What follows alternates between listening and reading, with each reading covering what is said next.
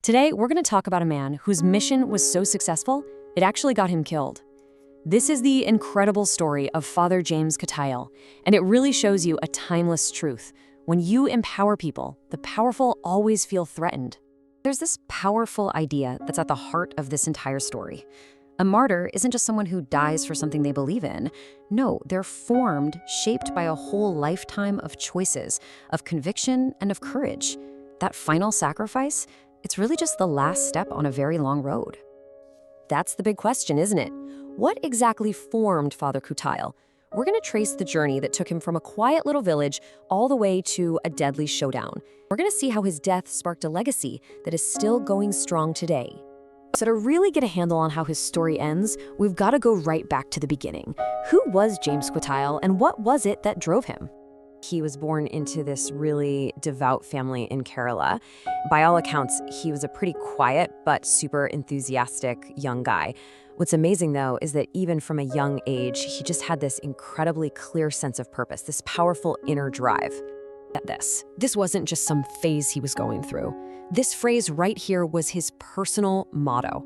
It was the one idea that pushed him, at just 21 years old, to leave his entire world behind and head for the Jesuit mission in Chotanagpur, a place totally foreign to him. This is where the story really takes a turn. Chotanagpur wasn't just a new place on a map for him, it was a whole new world with some really deep systemic problems. As soon as he got there, Father Katiel found the Adivasi people were just stuck. They were stuck in this brutal cycle of poverty. It wasn't an accident.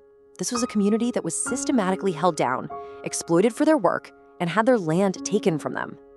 Here's the key thing you gotta understand. This wasn't just random bad luck. It was a system. The local word for the people running this system was daikas. Think of them as this network of outsiders, landlords, moneylenders, who basically controlled the whole economy and kept the Adivasi people in what was pretty much slavery. Father Katiel sees all this and realizes pretty quick, words aren't going to cut it. If the Adivasi people were going to be truly free, they needed social and economic freedom too. He came up with a very practical plan. His plan? It was absolutely brilliant because it hit the problem from every single angle.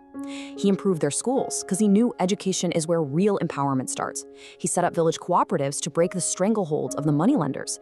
He even brought in new farming techniques and built up the community with things like sports. This wasn't charity. This was a blueprint for total self-reliance. People saw it. They recognized his work for exactly what it was, a completely selfless dedication to the people he was there to serve. He wasn't just running a parish. He was fighting for the dignity and the entire future of a community. You know how this goes.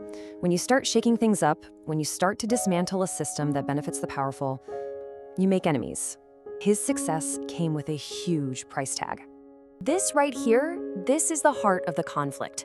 Every time an Adivasi kid learned to read, every time a family got out of debt, it was a direct punch to the Diku's power structure and their profits. The more the community thrived, the more the old guard felt their control just slipping away. Their whole system needed the Adivasi people to be powerless. This quote just shows you how serious the danger was. This wasn't some spur-of-the-moment reaction. It was premeditated. The sources are crystal clear. These powerful guys were already plotting to deal with him before he even set foot in his final mission. His final assignment is to this place, Nawatan Mir. It's known for being dangerous, a really rough spot, the kind of place people warned you not to go through after dark. He knew the risks, he knew he was a target, he still courageously accepted. What happens next is the violent result of everything that had been building up. His success was basically his death warrant. The attack itself was just brutal and direct. The night of July 13th, some hired killers show up at his door. They ask for a drink of water, and then they attack him. He actually held on for 70 agonizing hours before he finally passed away 3 days later.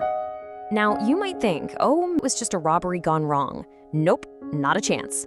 An eyewitness made it absolutely clear. Nothing was stolen, and Father Katiel didn't have a single personal enemy. This was an assassination, plain and simple, because of his work helping the oppressed. But it's what he did in his final moments that just tells you everything you need to know about the man. He knew who did this to him, and yet he refused to press charges. Instead, his very last message was one of just radical forgiveness. He said, "They were my brothers. I have forgiven them fully." So his enemies thought they had won. They figured, problem solved. Oh, they could not have been more wrong. His death wasn't the end of his work. It was the beginning.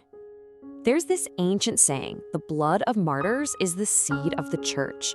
And while in this case, it was literally true, his murder didn't create fear, it created resolve. His sacrifice became the very thing that fueled future growth. And you can see the results today. I mean, they're undeniable. The very same parish where he was murdered has just exploded with life. Today, Nawatanar has over 4,000 Christians. Its schools educate 2,000 students. The liberation he fought for, it became a reality, watered by his own blood. But it's more than just numbers, right? Story, his sacrifice, it became this incredible source of inspiration, a powerful reminder of what just one person, driven by faith and a deep desire for justice, can actually achieve. And that leaves us with this final, really crucial question. Father Katile's story happened decades ago, but the dynamic at the center of it is absolutely timeless. It forces us all to ask, whenever any marginalized community starts to find its voice and stand on its own 2 feet, who stands to lose power? And just how far are they willing to go to keep it?